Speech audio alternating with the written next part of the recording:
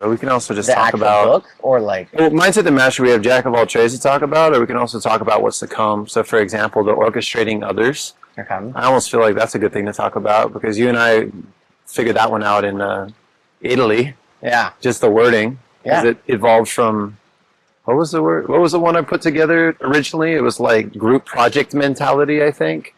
Group project mentality, yeah. And then orchestrating others just had such a ring Yeah. to it. So I think like the idea of orchestrating others is that I think like the really talented teams are the ones that can kind of play an orchestra. well, they can orchestrate the right people into the right positions based on the song, aka the goal of like what sound you're trying to create, because different people plug in different ways for different songs. Like just like instruments, you're not gonna have an electric guitar for a classical music song, or and I think that's like the problem nowadays, is that a lot of people are trying to make electric guitars play in classical bands and trying to make cellos play in rock bands. And so the really talented and successful companies are the ones that can kind of find the right instruments for the right teams, because there's nothing wrong with a cello, there's nothing wrong with a guitar. It's just put them in the right scenario. Putting them in the right space and then orchestrating them correctly.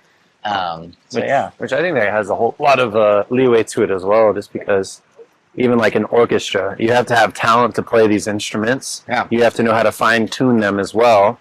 And so when you get these people, and the orchestrator, he's the person who's in charge of making sure they know when they're on cue and hits their mark, essentially. Well, I think also, like with music as an example, it's that like in classical, you kind of need an orchestra to kind of like direct everybody, but like in rock bands, a lot of times the drummer just does his own thing Keeps the and beat. just like keeps the beat, but also does a solo, or the guitarist does a solo. Like some people's personalities is that they don't need to be led, and they don't perform best when led. They perform best when given a objective, but not that. Yeah. With wiggle room to improvise, almost like a jazz band. Yeah.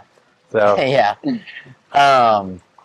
But yeah, definitely, because I think some people do really well with like rigid structures and instructions to follow, and then others need that do freedom. well with being like, hey, this is our goal, this is what we want to accomplish, and then like feel it as you go. But you just have to find the right people for the right objective. Well, that was like we were talking about Elon Musk. I mean, that man, his superpower is definitely like finding the right talented people, and that talent gravitating towards him.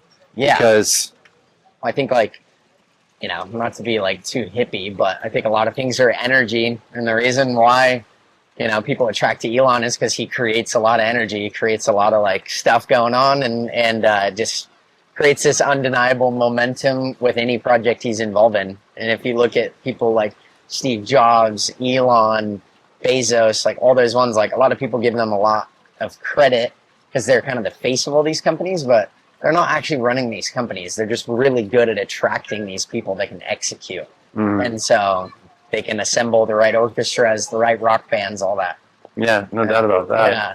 It's like their resume is what attracts everyone, and then they're the face of the company, so everybody will trust them because of that track record that they already have. Well, yeah, and I think a lot of times that's just the type of thing that you can't fake.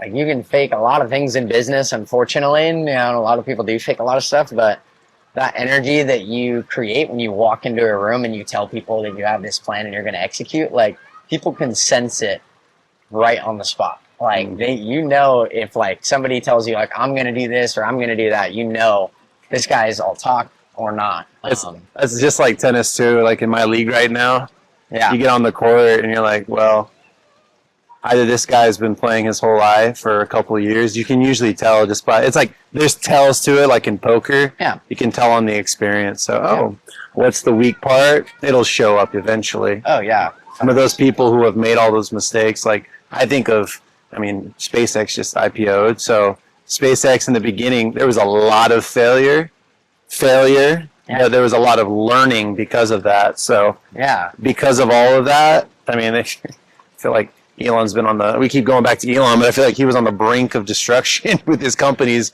more times than not. Yeah. So now he just knows how to kind of navigate it and then just reroute resources to accommodate whatever need there is. Yeah. Well, and I think like a lot of times, I mean, I think Elon's kind of an extreme example, obviously, but like, I think what Elon represents is like this massive example of being able to actually understand what is risk and what isn't.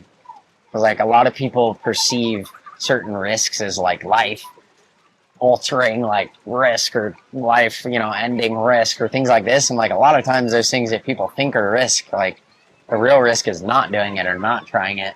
And so I think like his relationship with risk is that like he can survive anything, and he trusts that if that branch breaks, like he's not trusting that the branch will never break. He's trusting that if the branch breaks, he can fly and figure it out or whatever, which is like a cliche saying, but there is a lot of truth to that. And so I think in business and honestly in anything in life, like you shouldn't ever be making decisions based on like whether or not it's going to work out or like things like that. You should be basing things on like how Jeff Bezos says, it's like if it's a one-way or a two-way door, like can you survive this or not? Those types of things. So I think it's important to always have a bias for adventure and like hope for the best, plan for the worst sort of scenario. Another one, but yeah. Well, and at the end of the day, like I think we all make better decisions when you have more data, and so your objective should be know more people and create more data, and like that's how you make better decisions. So I feel don't that get way stuck too. in that analysis paralysis because you can survive. Well, it's the same thing. Like at my work, I'll just like feed tennis balls. Yeah.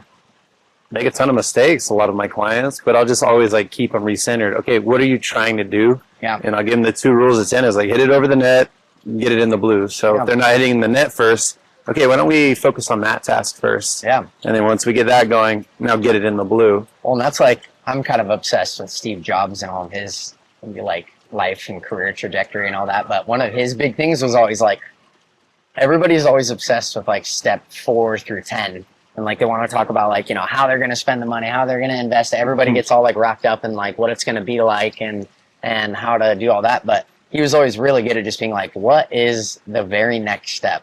And then what is the very next step? And what is the very next step? Like just task. Yeah, and that's how you really create like momentum, because if you try and bite things, you know, in whole, you're going to choke. And so it's really good to just make things digestible and really, I think a lot of life and business is just momentum. And I'm a rookie too. Like, I'm not saying that from a place of I'm at the top of a skyscraper or something. But in my experience and all the people I've studied and learned, that it's all about just momentum.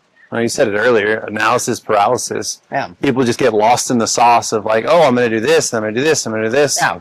But why don't you just focus on, okay, let's just, like I said earlier, get it over the net. Why don't we try that first, even if it hits the back wall? Yeah. Get it over the net. And then, okay, you hit it too hard. Get over the net, but hit it softer. Yeah. And just that same thing is like, it's sequential. And sometimes things are out of order, but you got to do that one thing, and just that one thing. Yeah. And then move on. Yeah. Because otherwise it's just too much at once, and you wind up doing nothing and getting nothing done. And that's feels even worse, in my opinion. Well, and essentially, like, what you're really trying to create in life, I feel like, or at least this is my hypothesis, is that you're trying to develop a sixth sense of what is worth pursuing and what is just, like, noise. But also at the same time, like, for the people that say, like, oh, just focus on one thing and don't do anything else, like, I don't know if I fully agree with that either. Like, I think it's okay to have like, a little bit of serial tasking to kind Mix of just it in. push momentum here and then pivot and push momentum there. I think there's a lot of like social media and stuff that is like, if you're not working 18 hours a day on this idea, it's all the motivational, all these like gurus and stuff like that. And like, you know, I don't know. I think a lot of times, like, just because you're hitting the water faster doesn't mean, or hitting the water harder doesn't mean that you're swimming faster. And a lot of it is sort of technique and being in a sort of flow state, because a lot of this like thrashing and just brute forcing and all this, like, I don't necessarily think it gets you longer or gets you farther in the long run. I would agree. So yeah, which is why we wrote that book, Jack of All Trades. yeah. Pause real quick. I think it might run out of space. Does it say recording still? Oh, it does. Okay. I wonder, do you think the audio will be okay with that? Let's find out.